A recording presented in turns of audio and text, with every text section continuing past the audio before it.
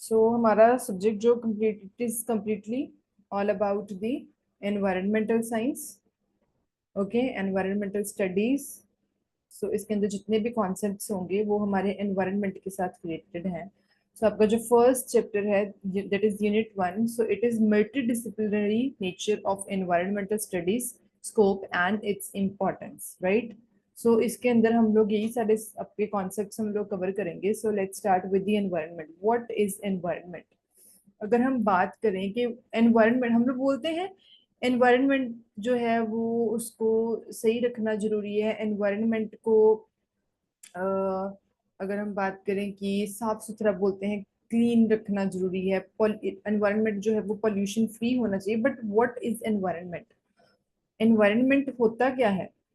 We should know, we should be able to define it.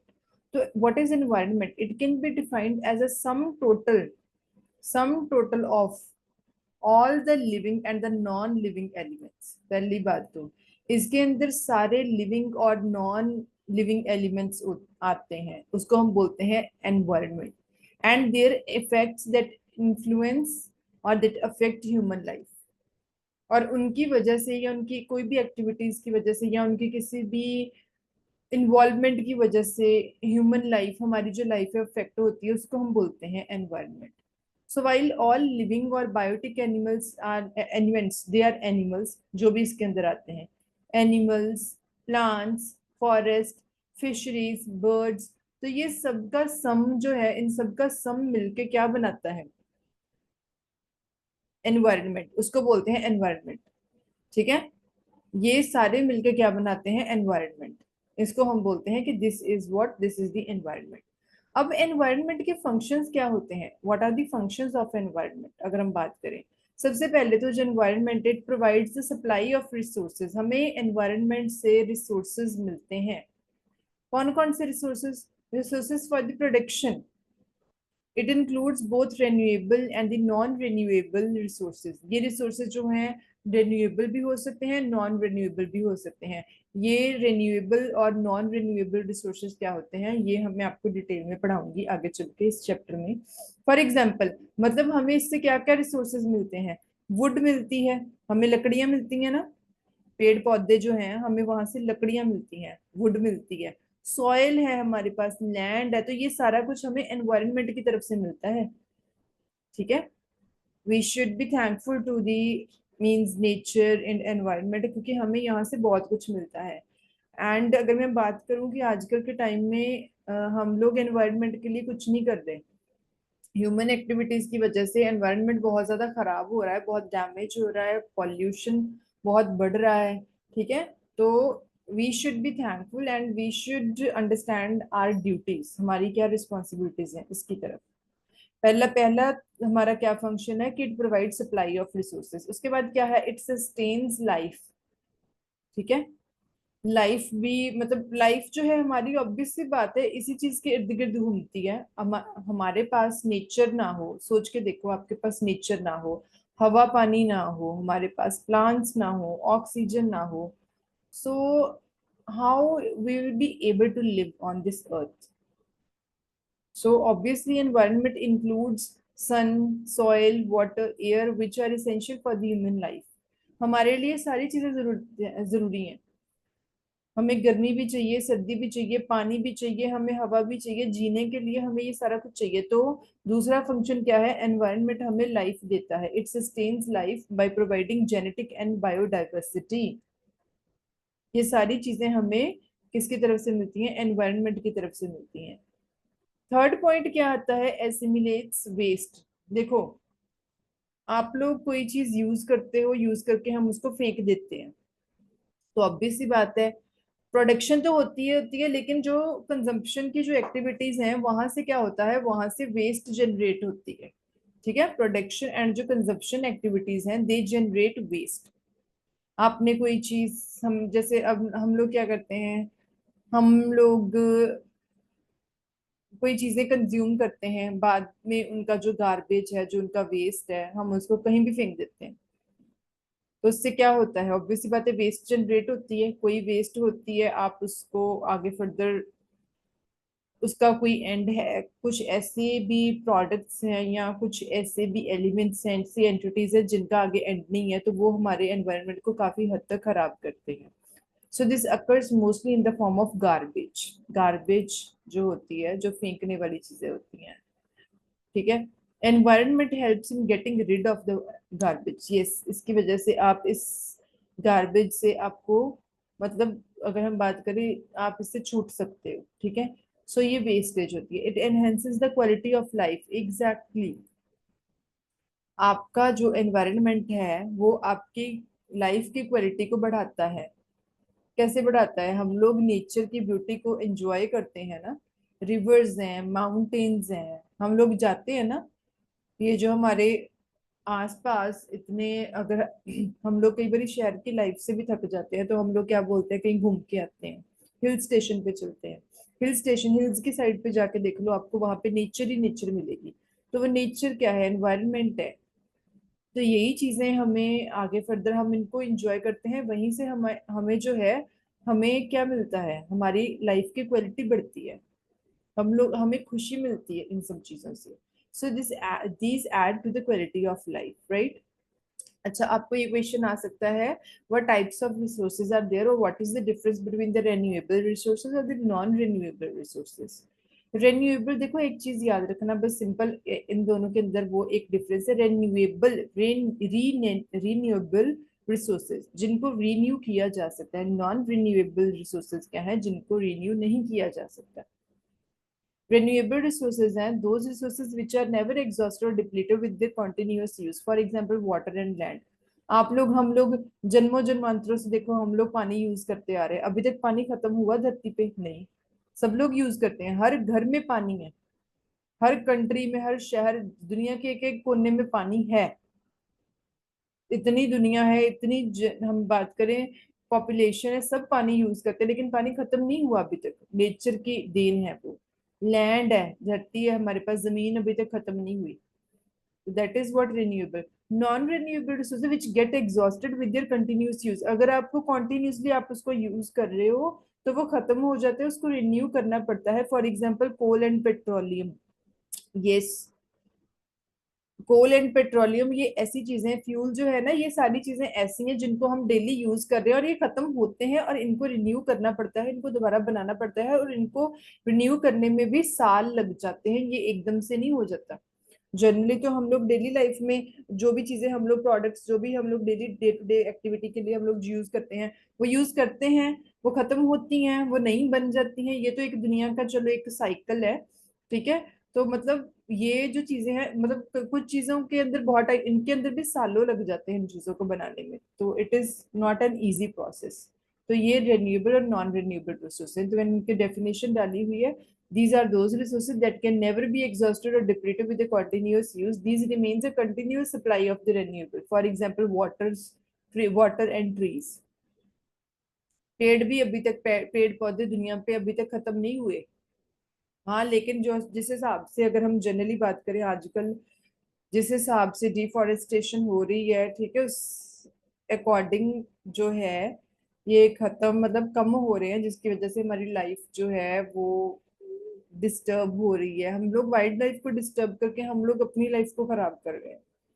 तो plantation जो है वो काफी इंपॉर्टेंट है। अगर प्लांटेशन नहीं होगी, हमें ऑक्सीजन कहाँ से मिलेगी, हम लोग जिएंगे कैसे, सांस किससे लेंगे। सो रिन्यूएबल, तो ये है नॉन रिन्यूएबल रिसोर्सेज जो हमने पढ़ चुके हैं। गेट एग्जॉस्टेड लाइक कार, कोल, पेट्रोलियम, आयरन ओर, ठीक है। तो ये सारी चीजें इसके अंदर आती है। So you should know what is the renewable, non-renewable resources. So what is the environment study? अगर हम जनरली बात करें, environmental study क्या होती है? environmental study क्या है? अगर environment हमने पढ़ लिया, environmental की study क्या हो सकती है? हमने ऑब्वियस सी बात है, हमने उन चीजों के बारे में इंफॉर्मेशन गेन करनी है, हमने उसके बारे में समझना है, इन सब चीजों के बारे में। Environmental studies is an interdisciplinary field that seeks to understand the interactions between the human and the natural system. We should know, हम हम लोगों के बीच में और जो नेचर का सिस्टम है, हम लोगों का आपस में क्या इंटरेक्शन है, हमारी क्या इन्वॉल्वमेंट होती है, जिसकी वजह से हम लोग मतलब हमारी लाइफ जो है वो चल रही है, हमारा आपस में क्या कांटेक्ट है, we should know about that to develop the strategy for managing and conserving natural resources. हमें अगर पता होगा तो ही, अब हम बोलते हैं डेली, आप लोग पढ़ते भी होंगे टीवी पे एड्स भी आ रही हैं जनरली, मतलब छोटे छोटे एक प्लेज आते हैं, वो बता पेड़ लगाओ पेड़ लगाओ पेड़ लगाओ ना। तो ये सारा कुछ क्यों होता है? क्योंकि हमें पता है, हमें नॉलेज होनी चाहिए इन चीजों की, कौन सी चीजें हमारे लिए जरूरी है, कौन सी हमारे लिए यूजफुल है, कौन सी हमारे लिए हार्मफुल है। तो उसी अकॉर्डिंग हम उनका यूज करते हैं। ठीक है। प्लास्टिक है, सारे बोलते हैं प्लास्टिक को अवॉइड करो,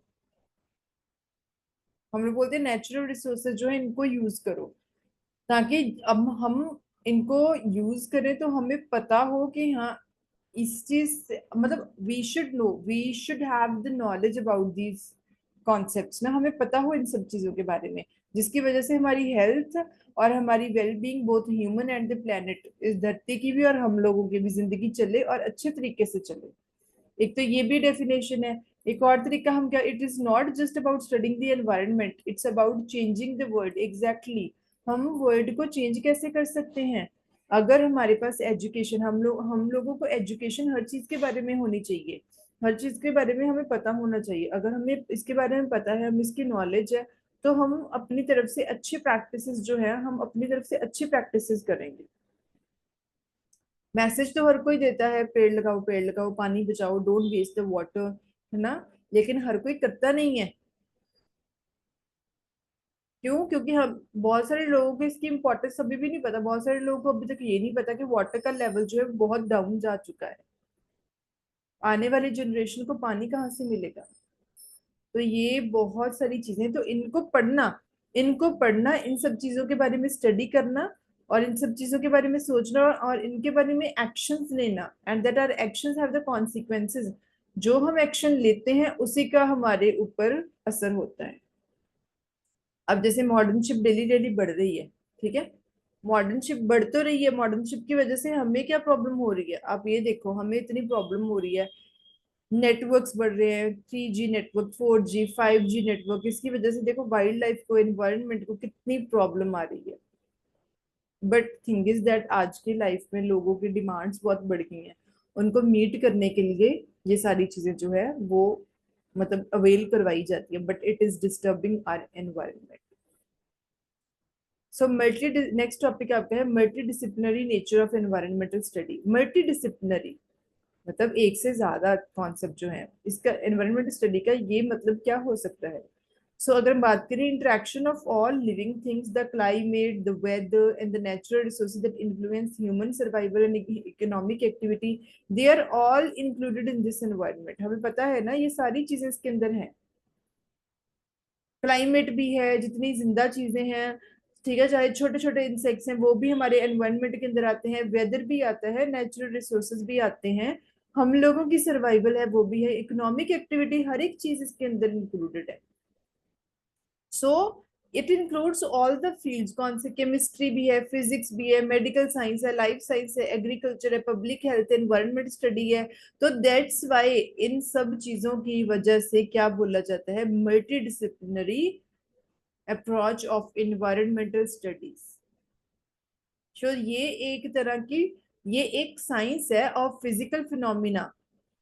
ठीक है, फिजिकल फिनोमिना की एक साइंस है, हमें पता होना। ये मतलब हर चीज के, अब जैसे आप लोग आफ्टर ट्वेल्थ या फिर ट्वेल्थ, जब आप लोग टेंथ के बाद आगे बढ़ते हो अपनी अपनी स्टडीज में, अपने अपने फील्ड में, तो हमारे पास कितने फील्ड्स होते हैं, आप इसमें भी जा सकते हो। मेडिकल के अंदर सिर्फ एक ही लाइन नहीं है, मेडिकल के अंदर भी कितने सब्जेक्ट्स हैं, उनके अंदर स्पेशलाइजेशंस हैं। तो सिमिलरली इसकी बहुत सारी स्टडीज हैं, तो दैट्स वाई इसको बोला जाता है multi disciplinary nature of environmental study. एक से ज्यादा, बहुत सारे कॉन्सेप्ट हैं इसके अंदर। So this applied science because it looks the workable solution to keep human civilization viable given the limited resources of the planet। अगर आप लोगों को इसके बारे में स्टडी है, अगर स्टडीज है इसकी, हमें इसके बारे में education, we are educated towards this concepts and we know what are the activities which are useful for the means, अगर हम बात करें in order to for the betterment of the humankind ना, अगर हम बात करेंगे for the survival of mankind, तो हमें उनके ऊपर एक्शन भी लेने होंगे, हमें उनके ऊपर वर्क भी करना है, लेकिन वो हम तब करेंगे if we have the knowledge, only then we can do this. अब इसके अंदर बहुत सारे एलिमेंट्स आते हैं, छोटे छोटे एलिमेंट्स जो हैं। Environment is composed of interdependent system of physical, biological, cultural element है जो कि एक दूसरे के साथ जुड़े हुए हैं, है ना। एनवायरनमेंट हर एक चीज, अगर हम बात करें हमारी लाइफ भी, तो हम जैसे हमने अभी भी पढ़ा, कितनी चीजों के ऊपर डिपेंड करती है। तो ये सारे, ये जो दुनिया के अंदर हमारा ये जो एनवायरनमेंट है या इसके जितने मल्टी डिसिप्लिनरी अप्रोचेस है, सारे आपस में कनेक्टेड है, आपस में लिंक्ड है। सो ये there are number of elements. तो कौन कौन से एलिमेंट्स है? These elements are, first is what, physical elements. कौन कौन से? स्पेस आ सकती है इसके अंदर, लैंड फॉर्म्स है, वाटर के फीचर्स हैं, क्लाइमेट है, सॉइल है, रॉक्स है, मिनरल्स हैं। ये फिजिकल एलिमेंट्स हैं, इनको हम टच कर सकते हैं, टेंजिबल रिसोर्सेज एक तरह के ना। So they determine the erratic nature of the human habitat as well as its possibilities and constraints. तो ये हमारे जो हैबिटेट्स है हमारी, ठीक है, ये सारी पॉसिबिलिटी, तो अगर कोई कॉन्स्ट्रेंट्स है तो हमें उनके बारे में बताता है। बायोलॉजिकल एलिमेंट्स कौन से? बायोस्फीयर जो कि प्लांट्स, एनिमल्स, माइक्रो ऑर्गेनिजम्स और पीपल, इसको बोलते हैं बायोलॉजिकल। बायोलॉजी सब्जेक्ट्स होता है ना, तो उसमें यही सब बताते हैं। ह्यूमन बॉडी के बारे में भी पता होता है, उसके अंदर ह्यूमन बॉडी के बारे में भी नॉलेज करवाते हैं कि हाँ, ह्यूमन बॉडी के अंदर हमारे जो बॉडी पार्ट्स हैं, या हमारे इंटरनल बॉडी का स्ट्रक्चर, या वो कैसे फंक्शन करती है हमारी बॉडी। तो ये सारा कुछ बायोलॉजिकल जो फील्ड्स हैं वहां पे बताया जाता है। कल्चरल एलिमेंट्स है। कल्चरल क्या है? देखो, इकोनॉमिक, सोशल, पॉलिटिकल फैक्टर, ये सारा ही हमारा जो है, ये सारे मिलके कल्चर बनाते हैं, कल्चरल एलिमेंट। कल्चर का मतलब हमेशा हमारे ट्रेडिशंस के साथ नहीं जुड़ा होता। हम बोलते हैं ना एक ऑर्गेनाइजेशन का कल्चर, उसका कल्चर कैसा है? ऑर्गेनाइजेशन का कल्चर मतलब उसके अंदर काम कैसे हो रहा है। अगर हम बात करें ऑर्गेनाइजेशन के अंदर कौन से ट्रेडिशंस फॉलो किए जाते हैं, तो ये कल्चरल एनिमल्स जो होते हैं इकोनॉमिक, सोशल और पॉलिटिकल फैक्टर्स को लेके भी बनाए जाते हैं। तो ये एलिमेंट्स इसके अंदर आते हैं विच यू शुड नो, आपको ये सारी चीजें टिप्स में हो। अब हमने पढ़ तो लिया कि चलो मल्टी डिसिप्लिनरी जो नेचर है एनवायरनमेंट ये है, रेन्यूएबल और नॉन रेन्यूएबल ये रिसोर्सेज है। अब लेकिन इसकी इम्पोर्टेंस क्या है? अगर हम बात करें इम्पोर्टेंस है क्या, ये क्यों जरूरी है? Importance of multi disciplinary nature of environmental study, अब क्यों है इसका? देखो, significance of environmental study it is highlighted by number of factors, the number of factors. बहुत सारी ऐसी चीजें हैं जो कि जरूरी हैं, ठीक है, हमारी लाइफ साइकिल के लिए और इस मतलब पूरे एनवायरनमेंट के लिए। अब कौन से हैं वो सारे कॉन्सेप्ट्स, कौन से फैक्टर्स हैं? Will read them. First of all, it adds the gathering of knowledge about the current environmental concerns. पहली बात तो ये, अगर एनवायरनमेंट मल्टीडिसिप्लिनरी स्टडी आपके पास है तो आपको नॉलेज मिलती है। पहली बात ये नॉलेज गेन करवाती है कि करंटली एनवायरनमेंट में क्या चल रहा है, एनवायरनमेंट को सेव करके रखने के लिए ऐसे कौन से कंसर्न्स हैं, कौन से एरियाज हैं जहां पे हमें मतलब इंटरफेयर करना भी चाहिए, कुछ चीजों में हमें इंटरफेयर नहीं भी करना चाहिए, ठीक है। So it gives us the information abilities we require to address the environmental issues. Yes, अब आ गया ना। हमें पता है आजकल के कंसर्न्स क्या है, पॉल्यूशन बहुत ज्यादा बढ़ रहा है। हमें पता है, देखो, हमें अगर हमें पता होगा तो ही we can address, only then we can address environmental issues. Pollution बढ़ रहा है, ग्लोबल वार्मिंग बढ़ रही है, क्लाइमेट चेंज बढ़ रहा है, ठीक है। ये सारा, ये मतलब क्यों हो रहा है? ये ह्यूमन एक्टिविटीज की वजह से हो रहा है। बहुत सारी दुनिया के अंदर ऐसे लोग हैं जिनको इस चीज की नॉलेज ही नहीं है, अभी भी मुझे लगता है बहुत सारे लोग ऐसे हैं, मतलब they do not have any kind of awareness, उनको पता ही नहीं है। हमारे नेबर्स हैं कैसे, वो लोग ना जब पानी वाली टंकी भरते हैं, उसके भरने के बाद उनको पता ही नहीं होता कितना कितना टाइम वो इधर उधर ही रहते हो, पानी एज इट इज वो, the tap is always running, तो वो पानी बहता रहता है, तो उनको पता ही नहीं कि वाटर की इम्पोर्टेंस क्या है। तो ये सब क्यों हो रहा है? क्योंकि हमारे पास, हम बहुत सारे लोगों को नॉलेज ही नहीं है। तो ये इसकी इम्पोर्टेंस है क्योंकि ये आपको नॉलेज देती है इन सब चीजों की। So by giving a necessary comprehension of environmental system and processes, it aids in the preservation of ecological balance. Yes, balance बना के, इकोलॉजिकल बैलेंस बड़ा जरूरी है हम for the survival of Mankind. तो ये सारी चीजें अगर आपको स्टडी है, अगर आपके पास स्टडी है, आपके पास नॉलेज है इन सब चीजों की, only then you can maintain the balance ना। It informs us environmental change brought by the anthropogenic, जो आपका एनवायरमेंटल का जो चेंज है ना, मतलब बेसिकली एंथ्रोपोजेनिक क्या होते हैं फैक्टर, जो फैक्टर्स होते हैं एंथ्रोपोजेनिक फैक्टर्स, हमारे पास वो फैक्टर्स होते हैं which are always caused by people, मतलब हम लोगों की वजह से, चाहे हम लोग इसके साथ डायरेक्टली लिंक्ड है, चाहे हम इसके साथ इनडायरेक्टली लिंक्ड है। So that is known as anthropogenic factors. ये वो फैक्टर्स हैं जहां पे एनवायरनमेंट के अंदर चेंज आता है, एनवायरनमेंट के अंदर प्रॉब्लम्स आती हैं, किसकी वजह से, हमारी वजह से, लोगों की वजह से। कुछ प्रॉब्लम्स डायरेक्टली आती हैं, कुछ इनडायरेक्टली आती है, उसको बोलते हैं एंथ्रोपोजेनिक फैक्टर्स। ठीक है। उसके बाद हमारे पास क्या है, additionally it instructs us, it instructs us on how to evaluate various elemental environmental system and changes brought on by the human activity। पहली बात तो ये है, देखो हमें इंस्ट्रक्ट करवाना है, हमें इंस्ट्रक्ट करवाना है, कैसे इंस्ट्रक्ट करवाना है कि how to evaluate various environmental system and changes brought by the human activity. देखो सबसे बड़ी चीज, अगर अगर अगर हम इसका मेजर कॉज निकालें, सबसे बड़ा मेजर कॉज पता है क्या है इसका, ह्यूमन एक्टिविटी। सब ज्यादातर प्रॉब्लम्स जो यहाँ पे एनवायरनमेंट को हो रही है ना, उसके अंदर सबसे बड़ा फैक्टर क्या है, ह्यूमन एक्टिविटीज। हम लोग ही हैं जो एनवायरनमेंट को खराब कर रहे हैं। हर पर्सन के पास अपना पर्सनल व्हीकल है, और छोटे या बड़े काम के लिए हर जगह पे वो लोग पर्सनल व्हीकल यूज करते हैं। पहली बात तो ये, अब इतनी पॉपुलेशन बढ़ रही है, लेट्स सपोज एक एक बंदा, आपके लेट्स सपोज आपके घर में 5 मेंबर्स, और पांचों मेंबर्स के पास अपना अपना पर्सनल व्हीकल है। If you drive your own vehicles, if you use your personal vehicles daily in order to commute from one location to another ना, obviously it will affect the environment. वो affect करेगा ही करेगा environment को। वो कैसे affect करेगा, pollution बढ़ेगा, कोई भी पब्लिक ट्रांसपोर्टेशन को यूज नहीं करता ज्यादातर। ठीक है, आजकल हर एक कोई अपने पर्सनल व्हीकल को ज्यादा इंपॉर्टेंस दे रहा है। तो ज्यादातर, अगर ये सिर्फ एक सिंपल एग्जांपल है कि हमारी एक्टिविटीज की वजह से ही जो एनवायरमेंट है वो सबसे ज्यादा खराब हो रहा है, सबसे ज्यादा डैमेज हो रहा है। ठीक है। स्मोकिंग करना, वो भी ह्यूमन एक्टिविटी। अगर हम बात करें, कोई एनिमल स्मोक नहीं करता। आपने कभी आज तक जानवर को देखा है? कौन है स्मोक करते हैं?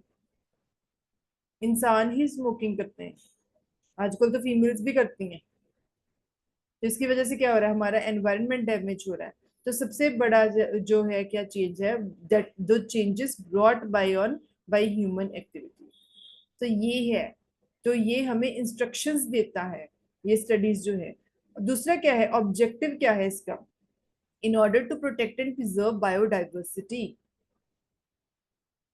प्रोटेक्ट करके रखना और उसको प्रिजर्व करके रखना, मतलब एक चीज को अच्छे तरीके से चलते रहने के लिए उसकी मेंटेनेंस बड़ी जरूरी होती है, उसका ध्यान रखना बड़ा जरूरी होता है। आप लोग कोई चीज घर पे लेके आते हो, आप अगर उसका ख्याल नहीं रखोगे वो थोड़े ही दिनों में खराब हो जाएगी, आप उसको फेंक दोगे। लेकिन हम एनवायरनमेंट के साथ वैसा नहीं कर सकते। हमें अपनी जिंदगी चलाने के लिए, अपनी जिंदगी के लिए, अपनी बेटर लाइफ के लिए, for the betterment of our life ना, so we should protect our environment and biodiversity. It introduces us to the various animal and the plant species ना। तो हमें इसके बारे में यहाँ से, तो ये जो मल्टी, बेसिकली ये जो सारे पॉइंट्स हम पढ़ रहे हैं, इसका मतलब क्या है कि इसकी इम्पोर्टेंस क्या है। इम्पोर्टेंस ये है कि ये हमें ये सारी नॉलेज पढ़ा बना गिव कर रहा है, हमें दे रहा है ये सारी नॉलेज एक तरह की। ठीक है। It enlightens us about our duties to in protecting the environment. हमें पता है, अगर मैं बात करूँ ना, हम सब लोगों को पता है, दुनिया में हर इंसान को पता है ऐसा नहीं करना चाहिए, लेकिन कोई अपनी ड्यूटी समझता नहीं है। So it alerts us to a number of environmental issues। That demand immediate attention. Exactly, बहुत सारे ऐसे इश्यूज हैं जिनको इमीडिएटली आपको अटेंशन देनी पड़ती है। अगर आप अटेंशन नहीं दोगे तो क्या होगा, काम खराब होगा। और दूसरी बात, environmental studies also cover issues like reducing energy और hazardous emissions, water usage, garbage disposal, host of the other issues. ये सारे इश्यूज के बारे में हमें नॉलेज मिलती है। Studying environmental studies allows people to interact and explore their natural environment. हमें पता भी है हमारी इंटरेक्शन क्या है एनवायरनमेंट के साथ, उसके साथ हमारी क्या इंटरेक्शन है, क्या कनेक्टिविटी है, और उसको एक्सप्लोर करना। और ये आपको और किस चीज में फैसिलिटेट करवाता है, it helps people gain a better understanding of how people work and natural world the various environmental changes.